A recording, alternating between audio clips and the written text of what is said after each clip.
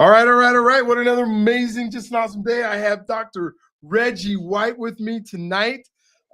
We are just going to have some fun. If you were watching this live, it just came on and we are ready to go.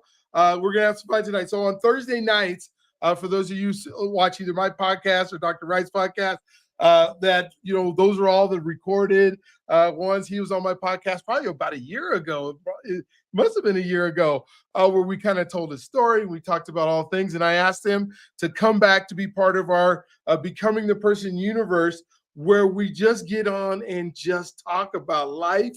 We talk about things going on, things that are important to us.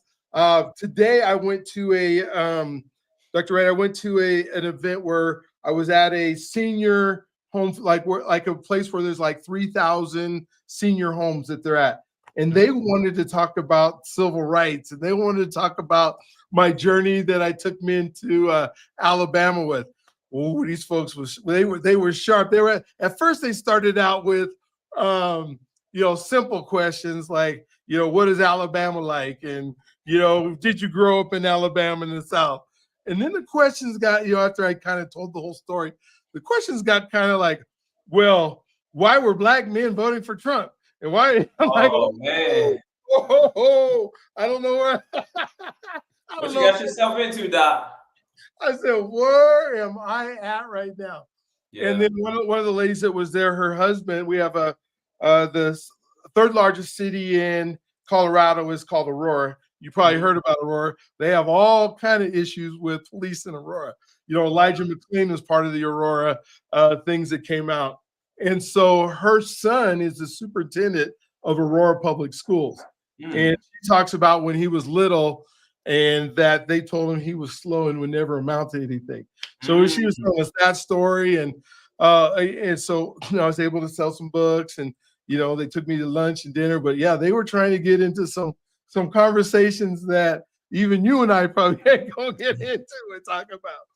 But tonight, one of the things that maybe you can just kind of start out of the things you do.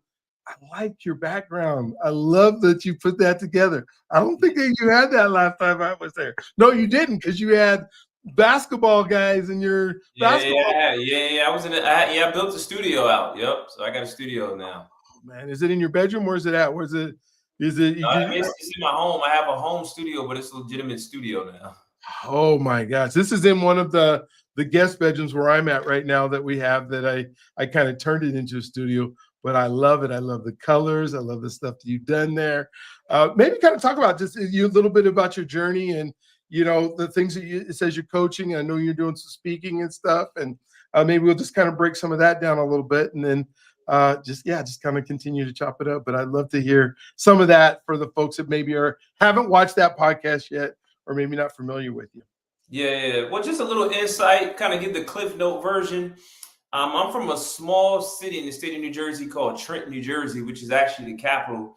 I was born and raised there by my grandmother, who was an educator for 35 years.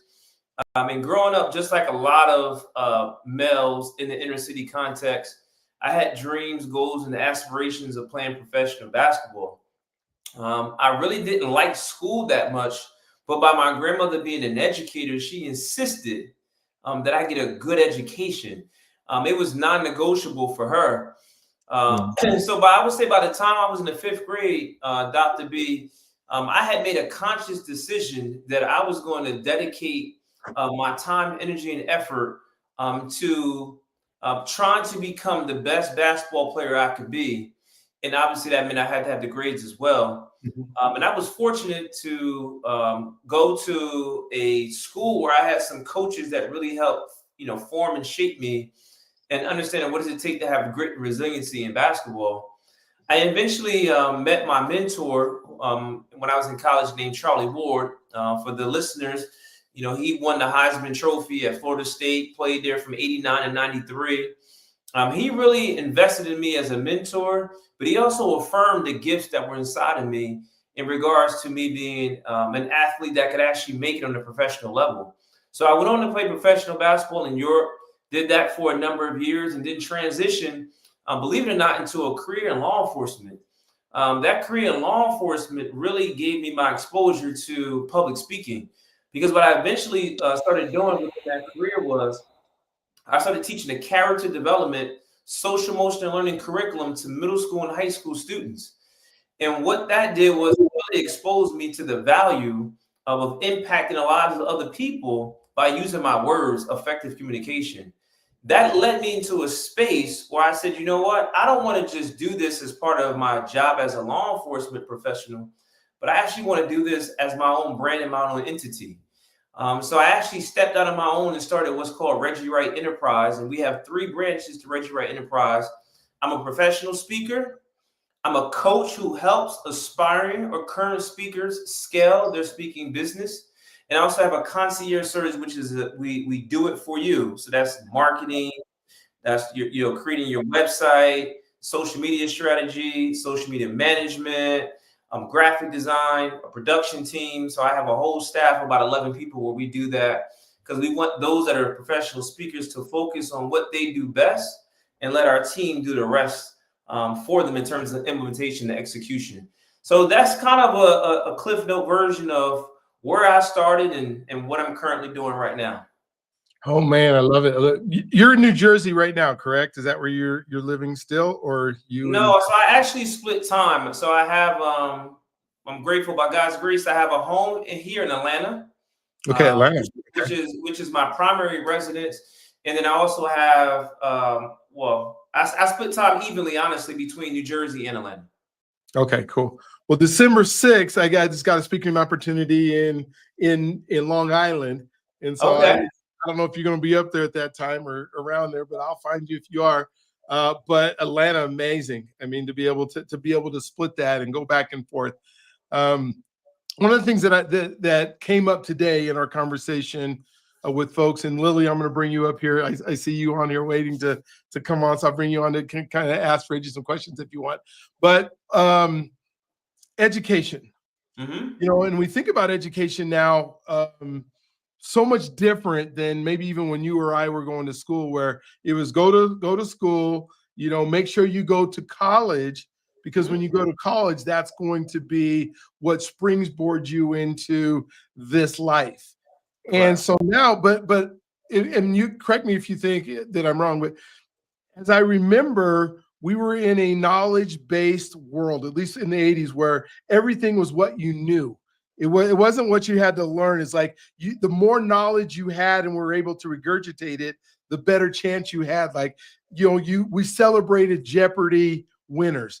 Like, hey, you have all this knowledge, you win. And then so college was another place to go get more knowledge that we could put in our heads. And, and we weren't thinking a lot about networking, but there was all the different schools that didn't specialize in any, there's a few majors that were available, but it was like a major said, like, mine's communication and broadcast communication, right? Well, how many different things in broadcast communication there are there? Or physical education are there? It was, I can see like engineers and doctors, you're going to do that. But it was kind of like an overall, we had to take philosophy, we had to take, all the different things, foundational things, a different language you had to take when you were there. And now there's all these colleges that are out there that are specific. Like, I want to be a plumber, so forget going to college, go to plumbing school. Right. And so, but both of our parents had this super high, no, you're going to go to school. My mom told me I wasn't going to go to college, and she bribed me, said she would buy me a Jeep when I graduated. And that was enough for me to go to school because I had an athletic scholarship. But at the same time, it's like everything was focused on college. And even for my kids, I mean, I sent them all to college. Is education the same now when we look at with AI and everything else? What are we going to college for, and what are we learning? I know that was a long question, but yeah. So I mean, I don't think college, the question for me is two different. Well, let me just answer it this way. Is college necessary to be successful? No, okay. I don't think you need college to be successful, but I do believe you need education to be successful. If you're going to be successful, you need an education. Do you need to go to a formal institution to gain that knowledge? No. If you have the discipline to actually understand what does it take to develop yourself, because I believe if you're going to be successful, you have to understand the importance of personal development. right? Then you have to be able to identify what is it that I'm going to do and bring such value within the marketplace that people will compensate me for the value that I add. I just put you on full screen. I'll put you back. Okay, yeah. Did you cut off? Yeah. So it's like in terms of value, I always say this like to my son. I have a 15-year-old son named Isaiah, and I tell him all the time, like, son, do you have to go to college? No, but you need to figure out like what is a problem that exists in the world that God has given you the potential, the idea, the creativity, or the wisdom to be able to solve that problem. Because if he's solution driven, result driven, people will compensate for the value that he adds. Does he need to gain that education from a college? No, but then he needs to be able to have the discipline to read, study, audiobooks, podcasts. Like the world needs to become his library, so that he can be so hyper focused on solving other people's problems. And if he has a particular primary audience that he can help us solve a problem for, then he can be successful in life. But no, I don't think you need to go to college for that. But I do think you need an education for that. And I think one of the problems that individuals like myself had when I was younger is that I always associated an education with school, right? And oftentimes, even with individuals like myself that was aspiring to be a professional athlete, they don't really market what the greats actually do and how much time they actually invest in their education within that sport. So for an example, most people would say, right, Tom Brady is one of the greatest quarterbacks to ever live, right? We can argue that, right? Like we can say we would all agree. But I think people don't often think Tom Brady spent a whole lot of time in the film room. When you spend time in the film room, you're educating yourself on the X's and O's and how to implement and execute in a game called football, right? Because Tom Brady understood that there was problems that existed out on the football field. And if he was going to understand how to maneuver, right, around those oppositions or challenges, right, that he was facing from previous games, he had to study. That's a form of education.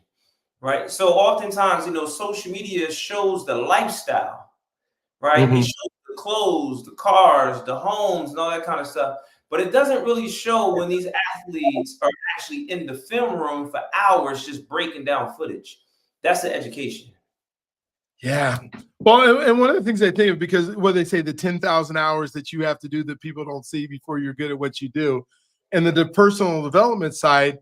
But then I think back to when I was 18 or 19 years old, or, the things that you're saying, I have to have this desire or this passion or this wanting to work on me. And I don't know if I had that. And maybe college is what, because I was able to play a sport and get around some really good mentors and coaches that were able to guide me in my, I guess, not developed brain that I had at that time. And so, now today, I don't know if that's worth $140,000 to develop my brain, what it costs at a an institution of higher learning, because I can find that. But how do we instill as dads, as moms, and as grandmas and grandpas, when we've all been taught, this is your path, and as soon as you deviate from that path, somehow you're not enough, or you're not that person who can do it. How do we work on that skill at such an early age? Because I think it's necessary. Yeah, well, there's a couple things I hear you saying, at least that I hear, right? This is what I'm listening. A couple of things. One is, I believe exposure leads to expansion, right? I've heard my pastor say that, right? Exposure leads to expansion. So if you're only around people that feel like you have to go to college to have an education to be successful, you will think that's the only way.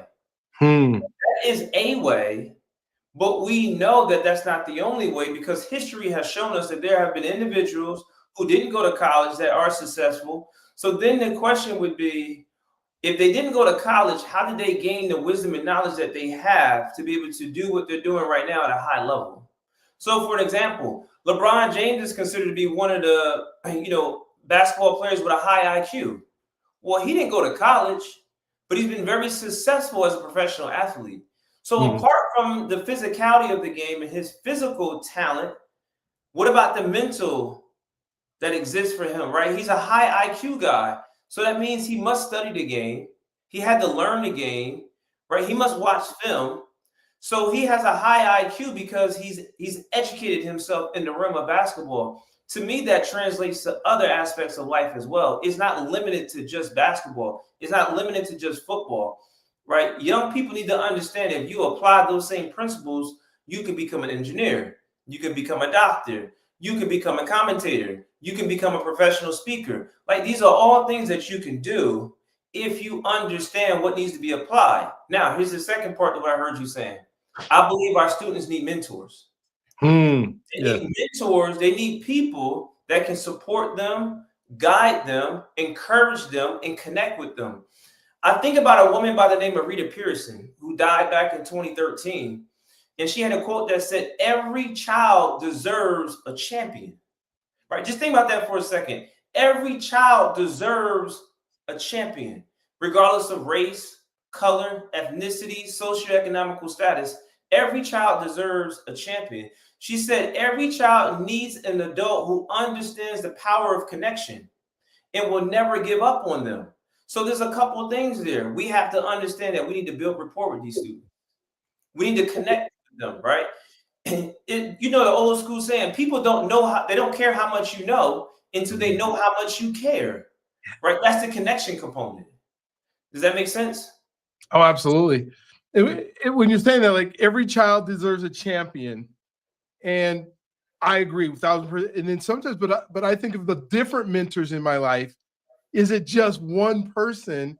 And then if I'm stuck where I don't really know how to find that champion, is it up to the adults in my life to make sure they introduce me to that? And right now I'm talking to whether you're young, or I'm talking to whether you're a father, a mother, a grandmother, or grandfather. How are you helping that young man or that young woman find the champion? And is it just one person? Because we have all these different aspects of our life. And it might be like I have a coach that's going to help me with my athletics, but I have a tutor that's going to help me with my academics. What's your thoughts on that, on how we find those champions? Yeah, so I mean, again, for children, right? We're talking about children, we're talking about young adolescents, right? I believe whether it's a parent or a guardian, whether it's a teacher or a coach, right? Whether it's a mentor or somebody just a community leader, right? It has to be someone that steps in even where there's gaps to bridge the gap. There has to be someone that is willing to connect with that child or those children and won't give up on them, but insist that they become the best that they can be. Oh my right? God. You have to insist that they become the best. So that means that even when you're tired, you have to have the mental fortitude to be like, I'm not going to give up on them. Even when they don't care for themselves, you still can't give up on them. Even when they don't see that they're not making responsible decisions, you still can't give up on them. You have to insist that they become the best that they can possibly be. Now, that may be one person or it may be a village, right? The old school saying it takes a village to raise a child. But no matter how you look at it, children need some type of support system. And sometimes, like in an ideal situation, it would be a parent or guardian. It would come within the home. But sometimes it doesn't come within the home. Sometimes it may be a grandmother like I had. Sometimes it may be a coach. Sometimes it may be an uncle. Sometimes it may even be an older sibling. But someone has to be involved in that person's life and insist that they become the best they can be. And if you do that, you'll be able to look back as an adult and go, I did the best that I could, and your best will always be good enough. Yeah. When we think about, now I want to fast forward. So we think about, okay, we champion that adolescent. But now let's say I get to 30 years old and I didn't have that. And now I'm struggling and I'm trying to figure out, what do I need to do with my life in order to become that person that God has intended me to be, or live in purpose, or I don't know.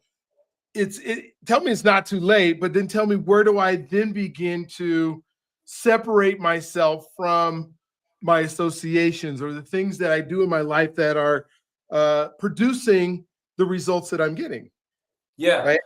Yeah. So I think it's one of those old school sayings, right? Like, if you want to become something different, you have to do something different. So the first thing that an individual has to do, in my humble opinion, is you have to have self-awareness. Right? You have to have self-awareness. You have to be aware of where you are in life. And if you have a goal, a dream, or something you're aspiring to do, you first have to be able to pinpoint what is that goal, right? Be able to define it, right? A man or woman without a vision will perish, right? People perish without a vision. You have to have a vision. You have to have a plan. But before you have a plan, you have to have a goal. Once you have a goal, you have a plan. But then I would encourage people to think about, what is your circle of influence?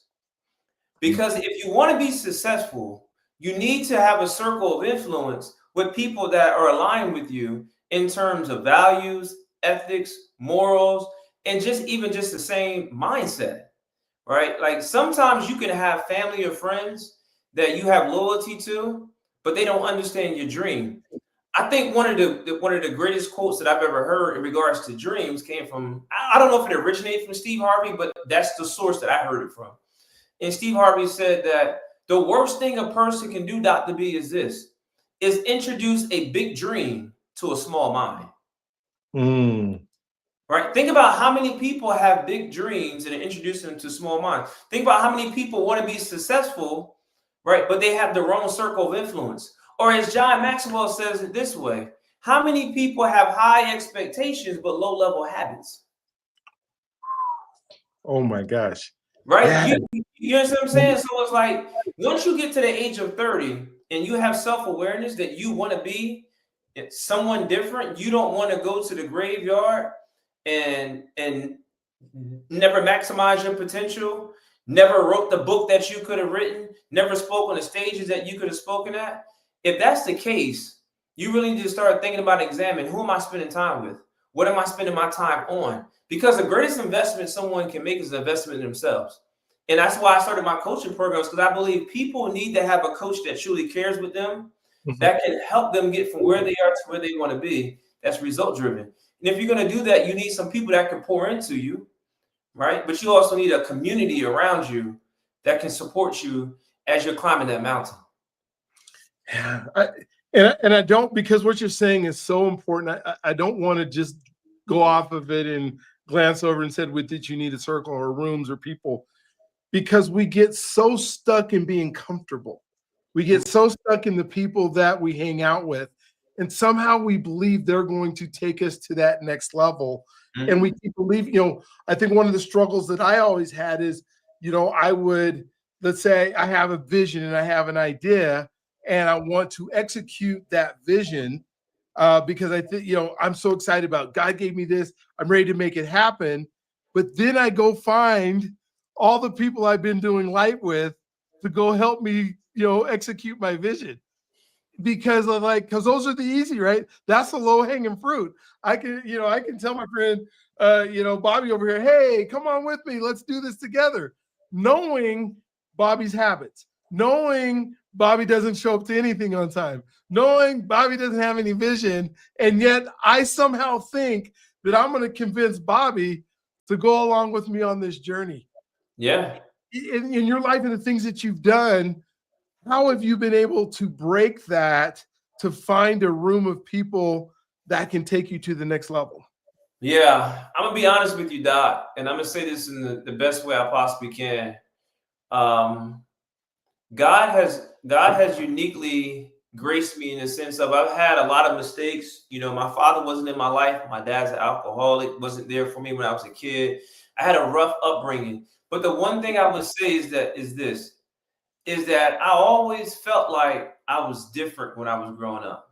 Now, I don't mean different like in a weird way. I don't mean different like I was awkward, meaning different as I always view life differently, even at a young age in comparison to my peers. Like a lot of people I was growing up with, I always felt like they were just looking at the here and now. They just it was just about having fun in the moment. Right? Like we're in the 8th grade. I just want to have fun right now. I was always thinking about, where do I want to be 4 years from now? Right? That was always my mindset and my perspective. So for me, it was different. Right? It was like this internal drive that I want to be different. If I want to be different, I have to do different. So for me, it was always growing up, even as a young adolescent, I didn't have the same flexibility because I couldn't just maneuver, because I couldn't drive, before I became of legal age. But once I became an adult, I quickly realized that if I wanted to have a chance, listen to what I'm saying, if I wanted to have a chance or an opportunity at success, I had to surround myself with like-minded individuals. I really understood that at a young age.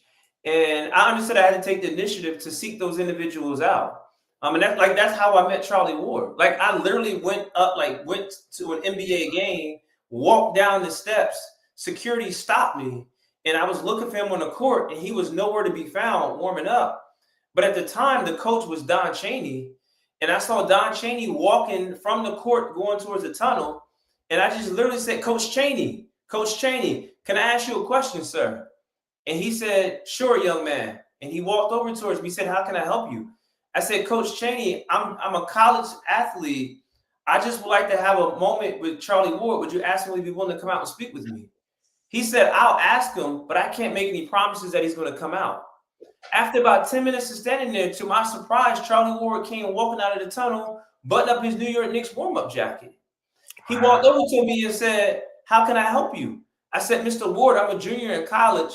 I said, my father hasn't been in my life. My grandmother raised me. I've had some coaches that wanted to win the game of basketball, but I really want to know what it takes to win this game called life. And I know you're a man of high character.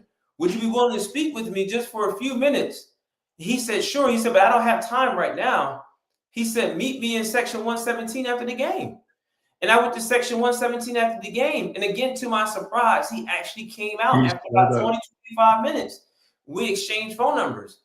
For me, I had to take initiative, right? I had to take initiative to meet someone that I knew could potentially help me become the person that I knew God had called me to be. And I knew it wasn't going to be easy. I knew life was going to be difficult. But I knew that if I was going to have an opportunity, a chance of being successful, I had to surround myself with the right kind of individuals that could help me. Wow. When we think about relationships and we think about how important those relationships are, because what I'm finding is a lot of super lonely people that are out there. They doom scroll all the time. They are looking for these opportunities to have deep relationships. And in maybe some cases, they just don't know how to, whether it was their upbringing or their thing. And when they start a conversation, and I'm sure as you've been coaching, you get like 20 minutes of them just talking about themselves and never listen, like, hey, can you help me? And then for 20 minutes, they're talking about them. How do you, whether it's through your coaching or just talking, help somebody develop deeper relationships when we live in a world now that I don't know if I think our world celebrates deeper relationships. I think we're just getting farther and further away from being able to know how to develop them. Yeah. I mean, now, are you saying this for adults, or are you saying as we're helping young adolescents? Which stage? I would say both, because I think it starts at the adult level where we have parents that are so busy that they're doing all their stuff. I mean, you go to restaurants, right? And you see a family of 4, you see mom, dad, son and daughter, and all 4 of them are doing this for the whole time. Like, the outside world is so much more important. Why go to dinner at all? Right. Yeah. I mean, so I think in terms of the young adolescent, again, I believe for the young adolescent, it goes back to they need an adult or someone that will model the standard. Someone has to model the standard for them and go and be willing to go against the grain. So like you said, it's a norm now for a family of 4 to go out and you see everybody on their cell phone. That parent, that guardian, that uncle, that mentor, that coach has to be willing to set a standard that when we go out to dinner, we're not going to do that. Yeah. Knowing that it's foreign, because most of the people in society, they are on their gadgets, but that's okay. Like, be willing to be different. Yeah. Right? It's okay to be different. As long as different is healthy and what's going to help that young adolescent understand the value of communication, family, community, like conversation, like all those things have to be modeled and cultivated, right? For a young adolescent.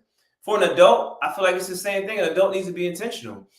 Some of the things like I'm trying to implement right now is just finding other people that really can help me as well as an adult, and have lunch and learns, right? Just go to lunch with an individual, pay for the lunch, and just ask them like 3 to 5 questions, knowing that they're busy. They may only have 45 minutes with me, but what can I learn? How can I glean from them? Because I believe community is important, right? I believe that God has not created us to be in isolation. Yeah. God has created us to be in community with each other. And I think that community is something that we have to be intentional about, right? We can't just be like, oh, like I'm just going to leave it to just happen when it happens. We have to be intentional. We're intentional about other things, right? We're intentional about other things that matter to us. So why not be intentional about being in community with other individuals that can help you be successful? Like that, I'm gonna be honest with you. Like, obviously, I'm successful because of the grace of God, right? So God has graced me, but God has also given me a community of people that have been able to help me. And there's been some spaces and rooms that I've been in where I don't have to say anything. I can literally just sit and be quiet and absorb. And just by absorbing, I've learned so much just because I've been afforded the opportunity to be in that room, in that space. And what it did was for me, it exposed me to a whole realm of possibility.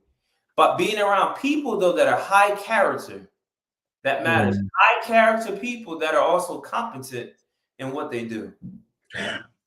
And I love what you're saying and the intentionality. And, the reason I created Becoming the Person Universe is to help relationship and to help folks that are struggling with it. Like, we're having these networking sessions where it's just you come and then we break breakout rooms and we're intentional about the things we say. I'm asking people to take personality tests like Myers-Briggs and the Enneagram and the 5 love languages, Gary Chapman. And one of the things that is so important to me in our community is that we do virtual coffees.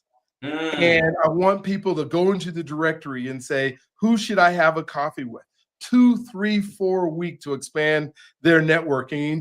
And there's, I have scripts in there that say, wait a minute, I'm not trying to sell you anything right now. I'm not trying to tell you all the things I do right now. I just want to know if you and I were sitting together, I'm going to ask you, how can I serve you right now? What is it that you need in your life? And you're going to ask me the exact same question back, and we're going to get to know each other. And we're going to expand our ability just to walk through this whole thing called relationship, because it's so needed. It's so like the one thing that both of us can attribute a lot of our success to is our relationships and the ability that we have and the network we have of people that we can count on, that we can talk to. And I meet so many people who don't have that. It's behind a screen we're doing it in screens, and hopefully they'll get together at some point through, the ones that they really, latch onto. But at the same time, we're, a place where people can start and, really begin to think of, okay, what am I doing in the relationships? Am I leading with serving, or am I leading with what can I get out of this? Yeah. And I think serving is important. I think relationships, we're in a society where it's so transactional, right? It's always like, what is in it? What's in it for me? Rather than like what you're just saying right now, like a heart, like a servant's heart. Like, how can I serve? How can I be in a community? How can I add value? Right. So it's like, yes, you need to be in a relationship where it's a two-way street, where it's mutual. But at the same time, like, how can you add value to someone else's life? How can you serve someone and not always want something back in return? Right? How can you add value in different spaces and places where people are like, when you're not around, are like, man, like, we really miss his presence. We really miss her presence. Right? That's important. And I think that just comes from being intentional about figuring out what are your gifts and how can you use your gifts to help serve the body. Oh my gosh. And one of the things that you think of, like, people, well, if I have to serve you, I have to spend a whole bunch of time, or I have to, it could be that I find out that your love language is words of affirmation. And you just say, hey, I just been hurt and I feel really sad in the mornings when I get up. Well, what if I, to serve you, send you a text every morning for the next 30 days to just say, you're wonderful, you're great, you're amazing. What an impact that makes. And how much time does it take me as an individual to send a text that takes, every single morning, that takes me 30 seconds, but it's going to impact somebody's life in a way that now the sky is the limit for them because of where they're at. That's when I'm talking about service. Some people sometimes think when I say service, it's like I got to go over their house and clean out their garage or something like that and spend all this time or send them gifts or money or something like that. But it's just the little things you do if you're willing to say, you're more important than me today, and do it, that it just changes the world. They asked me today when I was doing that, what can we do in a society? Like it was this community of folks in the older senior facility, and they all have homes, and they say some of the folks of color were saying, I don't feel welcome here, or I don't feel like people care about me here. And they're going, well, what can we do? We can't do nothing. I said, what if everybody in this community over the next year just sat down? You guys have this coffee shop down there. You guys, most of you are all retired. You don't work. But what if you made it intentional that every week you're going to meet 3 different people that live in your community, and you're just going to spend 15 to 20 minutes with them? Yeah. Can you imagine what that community would be like if everybody knew each other and everybody had a vested interest in what that community could do with each other? I mean, you're not going to like everybody, but at least you're going to know who they are. You're going to be listening before you're talking. What 100%. Like that's even something that I learned as a father, to be honest with you. I feel like in this world, people just want to know that you care, Doc. Yeah, I know. And sometimes, like, caring about someone and connecting with someone, it's just the little things, something simple. And you really, you touched on something that I really started doing. I started doing this when my son was in the 4th grade. Because when he was in the 4th grade, they started giving out Chromebooks in school for him to use. And prior to the 4th grade, they didn't use Chromebooks. And he went to more of a school that had traditional learning, so they didn't have a lot of technology prior to the 4th grade. But when he got this Chromebook, I started sending him daily emails, just something real short. His name is Isaiah, and I would say things like, Isaiah, I just want you to know I'm proud of you and I love you. Isaiah, I just want you to know that you're gifted and you're talented. I just want you to know, Isaiah, that you have potential to be one of the greatest students to ever live. Isaiah, I just want you to know that I love you with all my heart, my soul, and my strength. I started doing that when he was in the 4th grade. Now, fast forward, he's a freshman in high school. And he has a cell phone, right? So he still has a laptop that he uses in school, but every single day now I send him a text message, right? I send him a text message, usually with some type of scripture and verse or something like that, just to affirm him and let him know that I'm thinking about him, I love him, I support him. But all I want him to know on all these messages is, Doc, that I care. I know. If that starts at home, and people can extend it to, like, it starts at home with me, with him. But guess what? I'm doing the same thing with his teammates, right? I'm texting his teammates, or I go to the games and I just give them simple words of affirmations, right? To help them understand, because, sports has performance anxiety. Sports is up and down, right? If you have a great game, you're on a high. If you have a bad game, you're on a low. But what I care about as a father and as a community leader is I want these young men to win in life, right? It's about 1.2% of, college athletes go on to play professional basketball, but they can all go on to be successful husbands and successful fathers if they know that someone actually cares about them and is just consistent. Because as John Maxwell says, consistency compounds. It does. It does. Oh my gosh.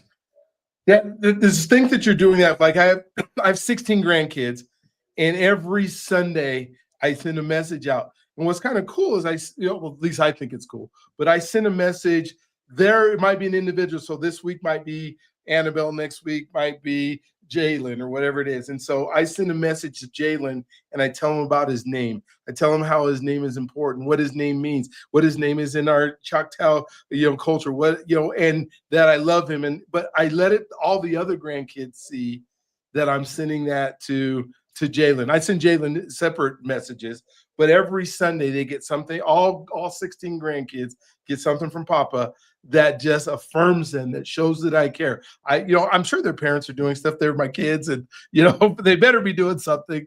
But to hear it even from other individuals, and how much time in our day that we could spend to make that. I mean, sometimes I don't think we understand the impact that we make on others just by a simple act of I care that takes us, what, 5 minutes of our day to go out and do something? Yeah, I mean, again, it just goes back to being intentional, right? So it's literally 24 hours in a day, 168 hours in a week, right? So it's like, even if someone slept 10 hours a day, right? So you just do 168 minus 70, right? Still, you still have those 98 hours left. It's like, what are you doing with the rest of that time? Like, how long does it take to affirm someone? How long does it take to just do a small little thing that can really brighten someone's day, right? Like, it's just the little things in life. And it doesn't have to be all on one person, right? Yeah. Again, like when it comes to kids or even adults, it's like if you're in a space, even as an adult, like there's mastermind groups in my coaching program, like it's a team. And I'm always telling people my team is like, if we all just send encouraging things to individuals that come through our coaching program, imagine how that makes them feel, right? Think about Maya Angelou's quote, Doc, like people will never remember everything that you say. They're not going to remember everything that I say on this podcast right now with you for the ones that will listen to it, but they will remember how they felt when they listened to this conversation.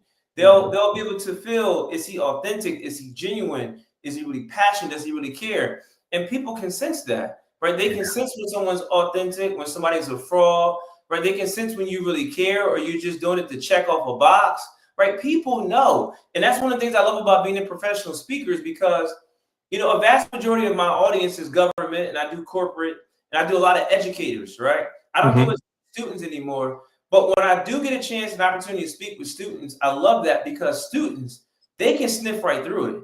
Oh, gotcha.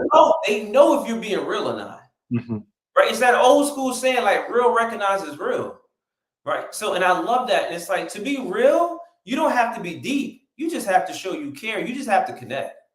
Yeah.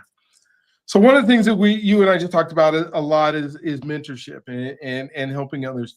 I think the second thing for me, and you can tell me if it's kind of congruent for you, or one of the things that has been big and the successes that I have is my relentless intention on self-improvement, on making sure that tomorrow I'm a better man than I was today. In 2 days, I'm a better man than I was 2 days ago. What are some of the things that you do, or some of the things that, because I know you're the type of person that you automatically say, these are non-negotiables every day that I'm going to do to improve my game, to improve who I am as a person, that's going to take me to the next level? What are some of those things? Yeah. So it sounds cliche, but it's true. Like I've taken my athletic background, right, and I've used that now to help me as an entrepreneur in the businesses that I run. And it's that 1% rule. Like, what can I do to be 1% better today than I was yesterday? So for me, that's always a form of personal development, right? What can I do? So when I originally started out on this journey, I said, I'm going to read at least 2 pages a day. I'm going to read 2 pages a day. Right now, I got this from Zig Ziglar. Zig Ziglar said he always read his Bible and he always read the newspaper because he always wanted to stay in tune with the Word of God, but he always wanted to know what's going on in the world, right? So I'm always going to stay spiritually connected, right, as a believer, but I also want to stay connected to what's going on in the world, but I also want to be hyper-focused in how I can read and learn more that can help serve my primary audience. So I'm going to read 2 pages a day. When I go to the gym and work out, I don't, if I'm in the gym for an hour and 15 minutes, I'm listening to an audio book or a podcast or interview or something like this, where someone that I know is speaking is going to teach me something.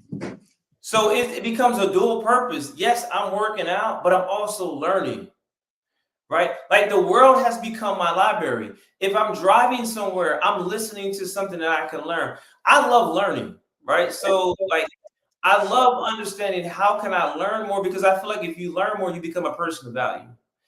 And if people are going to entrust me to speak or coach, they're entrusting that I have the knowledge and wisdom that can help them. So if I want to be a faithful steward of the talents, gifts, skills, and ability that God has given me, every day I need to be doing something to get better. And that means I have to be disciplined. So that's the 2 pages a day. I go to sleep at night. I read before I go to sleep, right? And it's not long. Like, it's nothing long and dragged out. It's, I may read 15 minutes before I go to sleep. I break it up into batches. I do something in the morning when I'm working out, listen to something. I may read 2 pages while I'm eating lunch. I may read for 15 minutes before I go to sleep. But I'm always going to do something every single day, no matter what, even if I'm traveling, because I have a speaking engagement. When I'm on that plane, I'm writing out my manuscript for my talk. I'm reading something. I'm looking at my notes, and the notes on my iPhone. Like, I'm always doing something that's helping me become a better version than what I was yesterday. Right? Like, that's just key. That's foundational for me. Again, it goes back, right? I can't have high expectations and have low habits. I can't do that.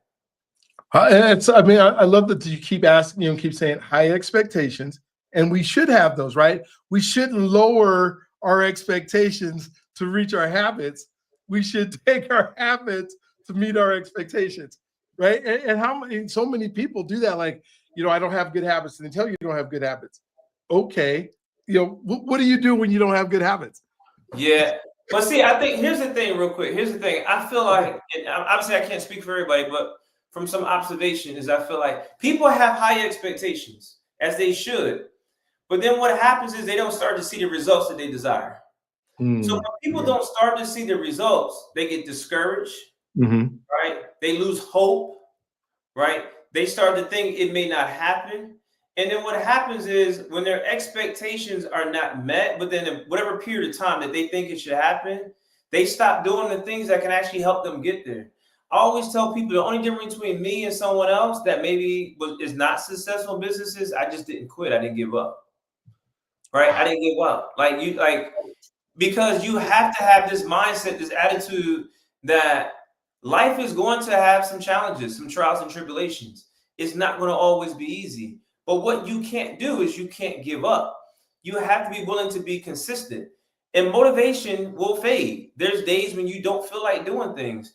And when you don't feel like doing them, that's when discipline has to kick in. And if you really have these expectations and you really have these goals, then you really have to be adamant that every single day I'm going to be consistent in doing something that can help me get to that goal. And that's what grit is. It can take days, it can take weeks, it can take months, it can take years. But if it's really something you believe in and you know that it's achievable and reachable, you have to be consistent in applying yourself every single day and working on it. Now, you could be working on the wrong thing, but that's why you have to invest in yourself and have the right coaching and the right community, because then they'll give you the strategy and the blueprint and the plays. But if you know what to do, you just have to be consistent. If you're consistent and you have the ability, it will come to pass. So explain discipline a little bit, because I think people struggle with like how long, they don't understand that it's a muscle, that you're not going to say, I'm going to work out every day, all day, for 2 hours every single day. I mean, we're getting ready to come up in January again, right? All these people are getting ready to go to the gym. They're going to say, I'm going to work out 2 hours a day. Like you said, they fell at it because they haven't developed that. How would you, I guess, coach somebody to be disciplined without trying to do everything that they want to get the results right at the beginning? Like you said, start out with 2 pages with one of them, but yeah. Yeah, I mean, so again, I think discipline is really just having a mindset and perspective that I'm going to be consistent. Okay. That's what this, like, discipline is literally establishing excellent habits. So what is the habit going to be? So if the habit is 2 pages a day, then start out with something that's achievable, small goals, small wins, right? You don't have to be like, oh, I'm going to read 15 pages every single day. Because then if you don't read 15 pages, you're going to feel discouraged. You're going to feel like you haven't accomplished your goal, and then you may fall off. But if you say, I'm just going to start, it can be small. It can be, I'm going to read a page a day.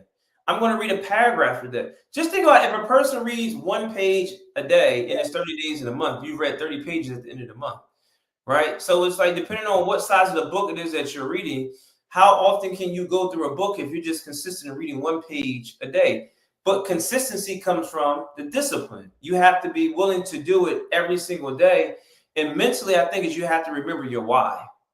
You have to remember, like, why am I doing this? What is the goal, right? Like, if in little goals, right? You can have a long-term goal, but what's the short-term goal? Like, just start out with, I want to be consistent in reading 1 page a day for the next 30 days. Mm. Just set that small goal. And once you reach those 30 days, I'm gonna do it for another 30 days. I'm gonna do it for another 30 days. And before you know it, it becomes a habit, but it's an excellent habit. People have habits that they set unconsciously, right? Mhm. Or like I always say unconsciously, subconsciously, right? It's like TV, right? It's like, okay, well, I watch my favorite show every single week, right? Or I watch this every single, like, that's a habit, right? I watch Dancing with the Stars every time. I watch The Voice every time it comes on. I watch Family Feud every time it comes on. That is a habit. There's nothing wrong with that. It's not inherently sinful or evil. That's okay. The question I just like to ask people is when you're spending time, are you spending time on the right things that can help you accomplish your goal? Wow. Just real quick, how do you find? I mean, to me, I think it's easy. To you, you think it's easy, but for so many people that we talk to, finding what those right habits are, how do you help them discover what's going to move the needle in the right habits compared to what they already have this preconceived notion belief that if I just do this, it's going to move the needle? And you and I both know, if I just eat at McDonald's every Friday, then I have energy. You go, oh no, you ain't gonna have any energy if you eat at McDonald's. So what are some of the things that you might, a few things that you would say that you're doing the right thing that's going to get the result compared to what you think is the right thing? Yeah. So I mean, I know new technology and things come out all the time, like ChatGPT, etc. But I still go back to that old school saying my grandmother said, right? There's nothing new under the sun, and I think that's still true in many ways. Mm-hmm. I think if an individual really wants to be successful, you need to study those that are ahead of you and that have become before you, and understand and learn what have they done. So growing up, I used to tell people, like, when I was a young, like, middle school, high school student, I was just like, I don't like reading because I didn't like school. So reading to me was like part of school. I don't like school, so I don't want to read. But then somebody said something that changed my life. Now, can I be honest with you, Doc? Mm-hmm. Please. This is what they told me. They said, if you want to keep information away from a Black person, put it in a book. I know, I've heard, yes. Once I heard that, the light bulb went on for me personally. Mm-hmm. That means the secret is written in books. Mm-hmm. So if I want to know how someone's been successful, no matter what it is, I can go read their autobiography. I can go read a book that they have written and find out some things that they've done that have helped them become successful. If I do that, then that's helping me get closer and closer to my dreams and my goals. Wow. Right? So simply just reading is going to really be impactful, because if I read the right books written by the right individuals, I can learn what they have done. And if I literally mimic those excellent habits and implement and execute those on a daily basis, it's going to help me accomplish my goal. Wow. All right. This is going to be a tough one for somebody. This will be my last big question for you. How do I develop good online habits? Because there's so many, and because I'm not telling people not to do all the scrolling and stuff they're doing, but if I'm going to be online, I should probably have some good online habits or social media habits or whatever they are. What am I looking for when I jump onto my social media accounts? Yeah, so I'm just going to tell you what I personally do. Okay.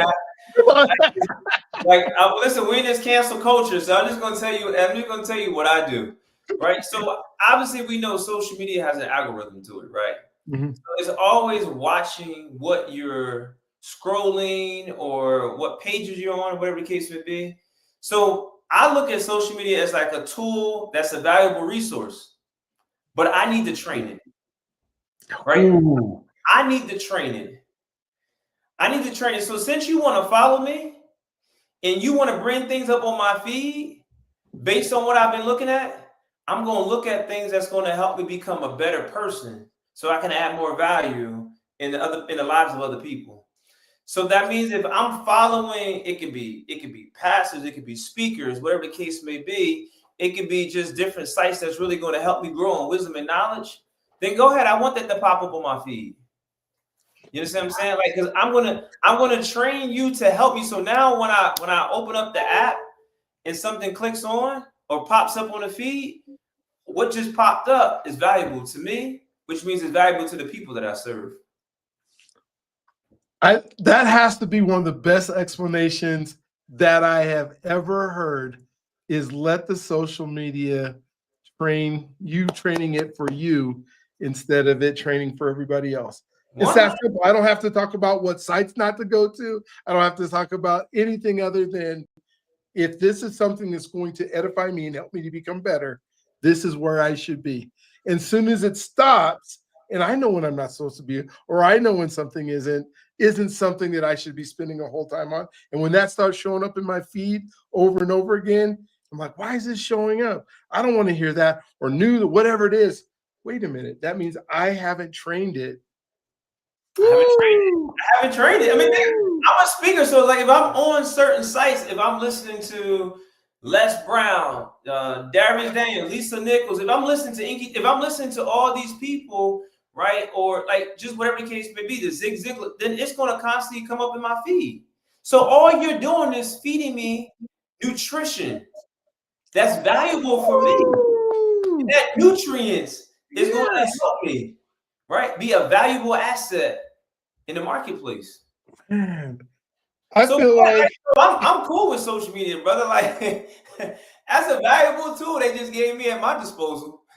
Yeah, I think I'm gonna get a shirt. Have you trained it?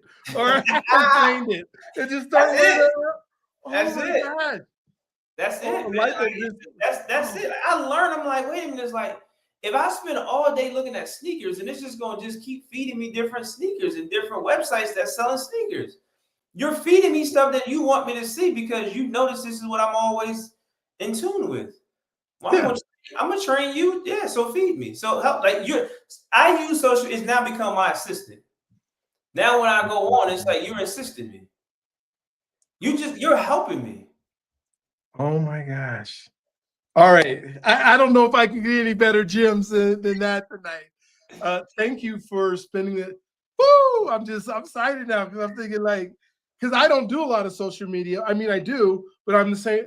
I didn't think of it that way, but that's how I use it. You know, it's like, what am I going to look at that for? I don't need to look at that for.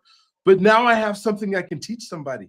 Now I have something when I'm talking about these young kids that are on social media all day. Are you scrolling through things that are training you to be the person that you want to be, the person that God put you on this earth to be? And if you believe God has called you to this purpose, is everything that you're looking at training the social media to give you more of what God wants you to have? Woo, man. I mean, that's what it's about, Doc. Think about it. I am. Oh my God. Cool. So if you want to see more of Dr. Reggie White, go ahead and tell us how to get a hold of you, how to get coaching with you, how to do all that stuff. Explain that to us right now. Yeah, absolutely. Well, again, man, thank you so much for this opportunity. Let me say that first and foremost, it's a tremendous honor and privilege. Thank you for extending the invitation. But for the listeners, if you want to connect with me, you can find me on all the social media platforms at Dr. Reggie Wright Jr. Again, that's Dr. Reggie Wright Jr. My website is ReggieWrightJr.com. For coaching is drwrightcoaching.com. But again, if you go to ReggieWrightJr.com, you can go there and find all my other platforms, social media, Dr. Reggie Wright Jr. It's been an honor, brother. Yeah, man. And I can't wait. I'm going to have you come into the community at some point and just give us your gems and webinar, whatever it is that's good, that's going to just help folks. For me, it's becomingtheperson.com. It's a community that I set up that help folks move from doing the things that you could do that would help you become what God wants you to be.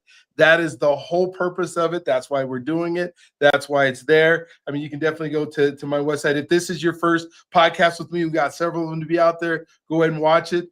But oh my gosh, thank you so much for tonight. Thank you so much for taking the time out of your busy schedule, because I know all of us we say we're busy, right? But when we all find time to do the things that we believe are important. And so 100%. I just want to honor you by even taking your time to watch this, because you could be doing so many different things if your attention is on all these other things. And I believe we got a master class. I can't wait for you to see the clips over and over that says, yeah, have I trained my AI, or have I trained my social media?